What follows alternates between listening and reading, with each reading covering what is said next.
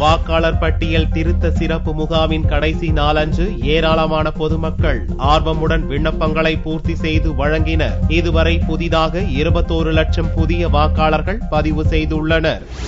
2014 லோக்சபா தேர்தலை முன்னிட்டு வரைவு வாக்காளர் பட்டியலை அக்டோபர் 1ஆம் தேதி தேர்தல் ஆணையம் வெளியிட்டது.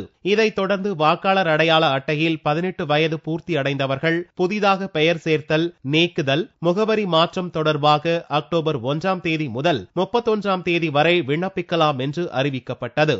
இதற்கான சிறப்பு முகாம்களும் தமிழகம் முழுவதும் நடந்தன. வியாழக்கிழமை நடந்த இறுதிக்கட்ட சிறப்பு முகாம்களில் ஏராளமானோர் ஆர்வமுடன் கலந்து கொண்டு விண்ணப்பங்களை பூர்த்தி செய்து வழங்கினர். மேலும் திருத்தப்பட்ட வாக்காளர் பட்டியலில் தங்கள் பெயர்களையும் சரிபார்த்து கொண்டனர். எனக்கு 18 இயர்ஸ் கம்ப்ளீட் ஆயிடுச்சு. ஸோ அதனால ஓட்டர் ஐடி அப்ளை பண்ணலான்னு வந்திருக்கேன்.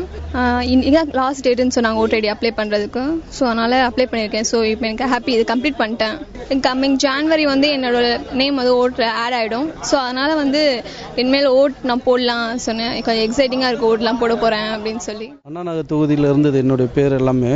1000 விளக்கு தொகுதி மாற்றதுனால அதை இங்கே மாற்றுறதுக்கு கடைசி நாள்னு சொன்னாங்க. அதுக்காக ஃபார்ம்லாம் எழுதி கொடுத்துருக்கோம்.